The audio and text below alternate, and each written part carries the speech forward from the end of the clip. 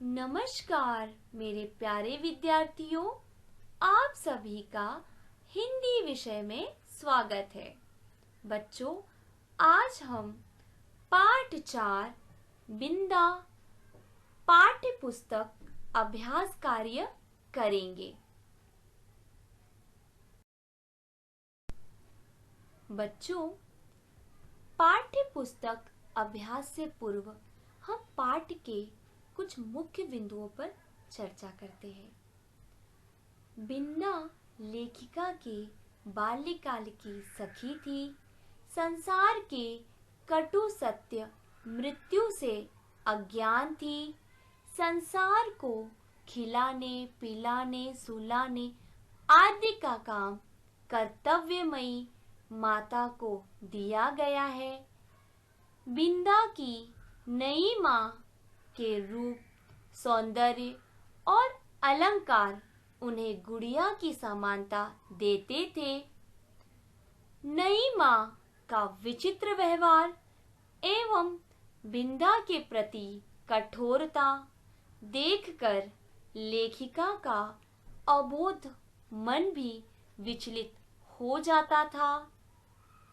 बिंदा का निरंतर काम में लगे रहना और लेखिका द्वारा उसके लिए अपनी माँ से बात करना। बिंदा अपनी माँ को चमकीला तारा ही समझती थी। लेखिका ने सलाह दी कि तुम अपनी नई माँ को पुरानी माँ कहा करो। सदैव नई माँ और उनके पुत्र मोहन की सेवा करती बिंदा के कोमल बाल कूड़ेदान को समर्पित हो गए। बिंदा की माँ द्वारा किए जा रहे अत्याचार लेखिका के अबोध मन की उलझन बन गए थे। पंडिताइन चाची के न्याय विधान में न क्षमा का अधिकार था, न अपील करने का अधिकार था। बीमारी की अवस्था में भी बिंदा माता पिता के स्नेह और ममत्व से वंचित ही रही। बिंदा की मृत्यु को लेखिका का बाल मन समझ न सका और उन्होंने किसी भी शुभ कार्य में उसे न बुलाने की प्रतिज्ञा की। बिंदा की मृत्यु का ज्ञान हो जाने पर लेखिका प्रायः उसे चमकीले तारे के आसपास फैले छोटे तारों में ढूंढती रहती।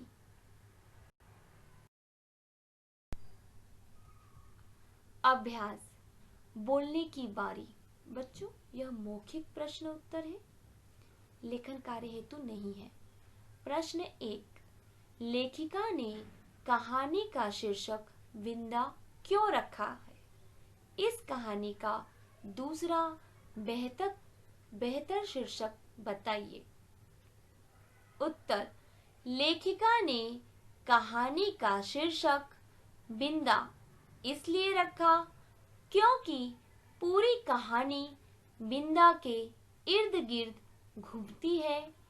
इसके अन्य शीर्षक नई माँ भी हो सकता है। प्रश्न दूसरा, बिंदा की नई अम्मा की तुलना गुड़िया से क्यों की जाती थी?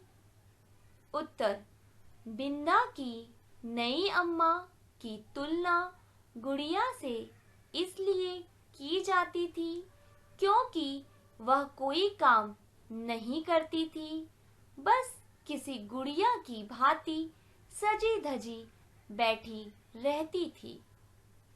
प्रश्न तीसरा, बिंदा के जले पैरों पर लेखिका की माँ ने क्या लगाया? उत्तर, बिंदा के जले पैरों पर लेखिका की माँ ने तिल का तेल और चूने का पानी लगाया। प्रश्न 4, लेखिका ने अपनी माँ से यह क्यों पूछा, पंडिताइन चाची तुम्हारी तरह क्यों नहीं है? उत्तर, लेखिका ने अपनी माँ से यह इसलिए पूछा क्योंकि पंडिताइन चाची लेखिका की माँ की तरह प्रेममयी और ममतामयी नहीं थी। निम्नलिखित प्रश्नों के उत्तर लिखिए। बच्चों, यह प्रश्न उत्तर आपको अपनी हिंदी नोटबुक में लिखना है। प्रश्न 1, बिंदा की नई माँ की किस बात से लेखिका उलझन में पड़ जाती थी? उत्तर, बिंदा की सुशीलता के उदाहरण देखकर लेखिका की शैतानियों को रोका जाता था। वहीं बिंदा घर में चुपके चुपके कौन सा नटखटपन करती थी, जिसके कारण बिंदा की नई माँ उसके साथ कठोर व्यवहार करती थी। इसी बात को लेकर लेखिका उलझन में पड़ जाती थी। प्रश्न 2, बिंदा के कौन से कार्य लेखिका को बाजीगर के तमाशे जैसे लगते थे? उत्तर, बिंदा अपनी नई माँ की आज्ञा अनुसार आंगन से चौके तक फिरकनी सी नाचती दिखाई देती। उसका कभी झाड़ू देना, कभी आग जलाना, कभी आंगन के नल से कलसी में पानी लाना, दूध का कटोरा देने जाना, ये सभी कार्य लेखिका को बाजीगर के तमाशे जैसे लगते थे। प्रश्न 3, लेखिका ने अपनी माँ से क्या अनुनय पूर्वक कहा? उत्तर, लेखिका ने अपनी माँ से अनुनय पूर्वक कहा कि वे कभी तारा न बने, चाहे ईश्वर उन्हें कितना भी चमकीला तारा क्यों न बनाए। प्रश्न 4, नई माँ बिंदा को कैसे कैसे दंड दिया करती थी? उत्तर, नई माँ कभी गर्मी की दोपहर में बिंदा को आंगन की जलती धरती पर घंटों खड़ा कर देती, तो कभी चौके के खंबे से पूरा दिन बांध कर रखती, उसे भूखा रखकर अपनी और अपने पुत्र की सेवा भी कराती। प्रश्न 5, बिंदा को अंधेरी कोठरी में भी सब कुछ अच्छा क्यों लग रहा था? उत्तर, एक दिन बिंदा के नन्हे नन्हे हाथों से दूध की पतीली गिर गई थी। खौलते दूध से उसके पैर भी जल गए थे। ऐसी स्थिति में बिंदा डर गई कि अब उसकी नई माँ इस अपराध के लिए उसे कौन सी सजा देगी। इसलिए बिंदा ने लेखिका से उसे छिपा देने को कहा। ऐसे में अंधेरी कोठरी में भी उसे घास का चुभता ढेर रेशमी बिछोने सा लग रहा था। प्रश्न 6, निम्नलिखित पंक्तियों का आशय स्पष्ट कीजिए। अंततः मैंने निश्चित रूप से समझ लिया था कि संसार का सारा कारोबार बच्चों को खिलाने, पिलाने, सुलाने आदि के लिए ही हो रहा है और इस महत्वपूर्ण कर्तव्य में भूल न हो देने का काम माँ नामधारी जीव को सौंपा गया है।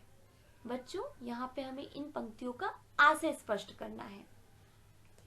उत्तर: लेखिका ने अपने आसपास सब जगह देखा था कि हर माँ किस तरह से अपने बच्चों का ख्याल रखती है, चाहे वह पशु पक्षी के रूप में हो या मनुष्य के रूप में। माँ सदैव अपने बच्चों के लिए अपना जीवन समर्पित करती है और बच्चों के लालन पोषण में माँ महत्वपूर्ण भूमिका निभाती है। इस कारण लेखिका ने यह समझा कि संसार का सारा कारोबार बच्चों को खिलाने, पिलाने, सुलाने आदि के लिए ही हो रहा है और इस महत्वपूर्ण कर्तव्य में भूल न हो देने का काम माँ नामधारी जीव को सौंपा गया है। भाषा संसार। प्रश्न 1, नीचे लिखे शब्दों के समानार्थक लिखिए। बच्चों, यह आपको पाठ्य पुस्तक पृष्ठ क्रमांक 40 पर भाषा संसार के अंतर्गत पहला प्रश्न है। समानार्थक शब्द लिखिए। अबोध अर्थात भोला भाला। संकल्प अर्थात प्रतिज्ञा, व्रत। आकाशवासिनी अर्थात मृत्यु को प्राप्त। बाल्य सखी अर्थात बचपन की सखी। व्याकुलता अर्थात बेचैनी। नटखटपन अर्थात शरारत।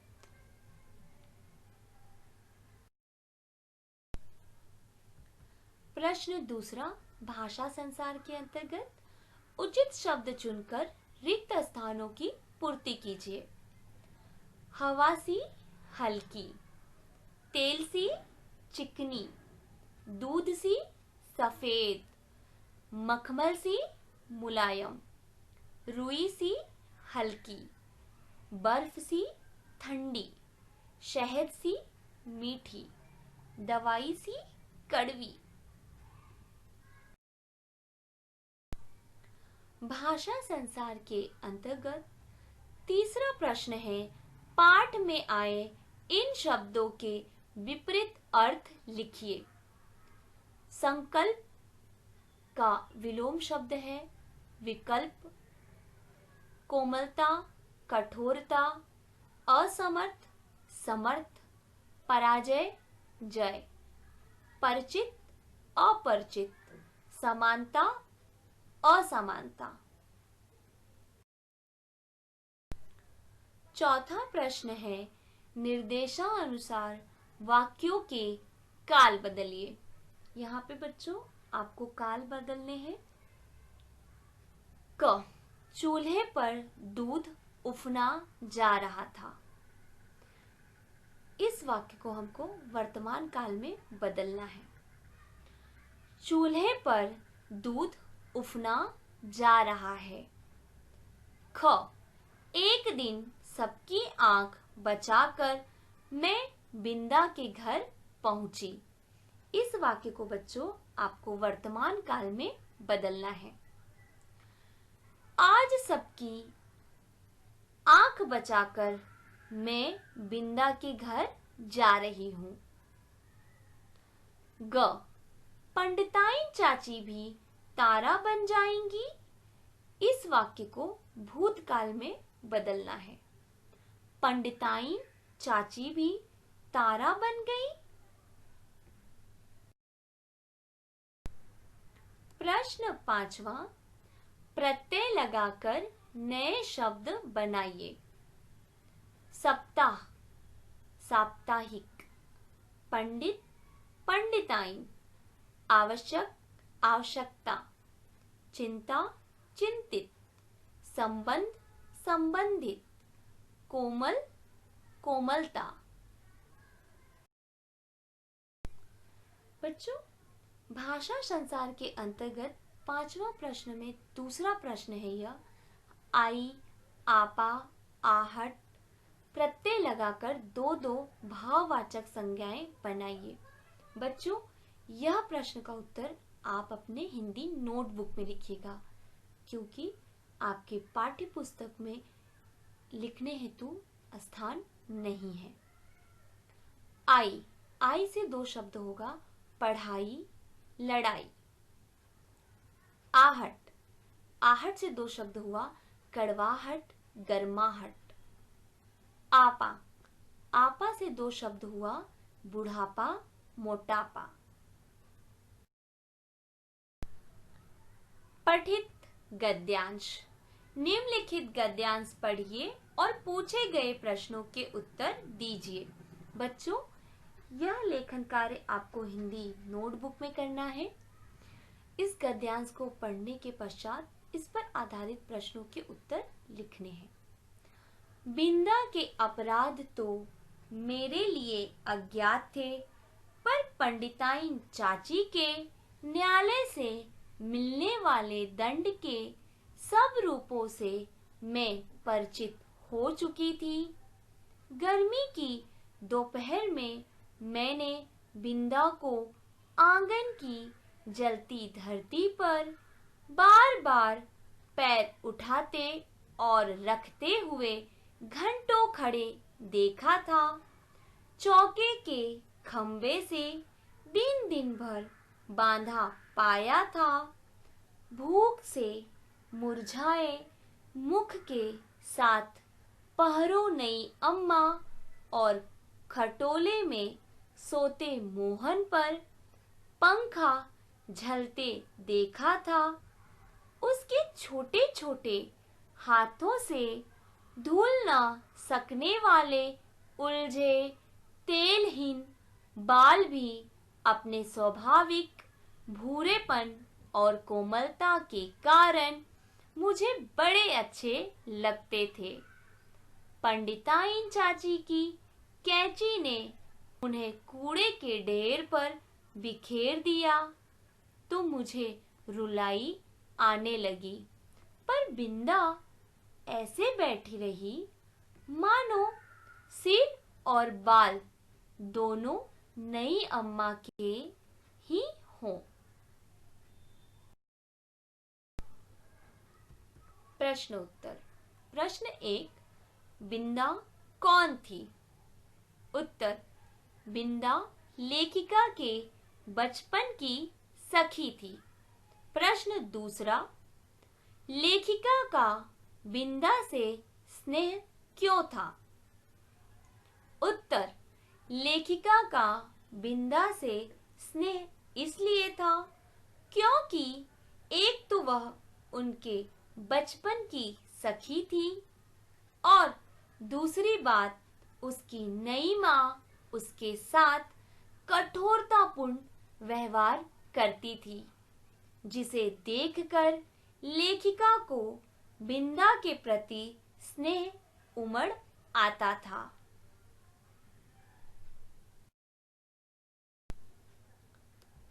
प्रश्न तीसरा है, बिंदा के बाल कैसे थे? उत्तर, बिंदा के बाल स्वाभाविक रूप से भूरे और कोमल थे, जो हमेशा तेल न लगने के कारण उलझे रहते थे। प्रश्न चौथा, लेखिका को क्या देखकर रुलाई आने लगी? उत्तर, जब पंडिताइन चाची ने बिंदा के बालों को काटकर कूड़े में फेंक दिया तो लेखिका को रुलाई आ गई। श्रोत लेखन। बच्चों, यह आपको हिंदी नोटबुक में लिखना है। पहला शब्द है बाल्य सखी, दूसरा शब्द है अज्ञान अवस्था। तीसरा शब्द है संकल्प। चौथा शब्द है गुर्राना। पांचवा शब्द है असमर्थ। छठा शब्द है व्याकुलता। सातवां शब्द है अलंकार। आठवां शब्द है उलझन। नौवां शब्द है प्रयास। 10वां शब्द है अज्ञात।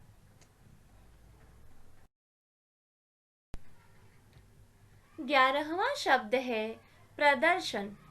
12वां शब्द है समस्या। 13वां शब्द है स्वीकार।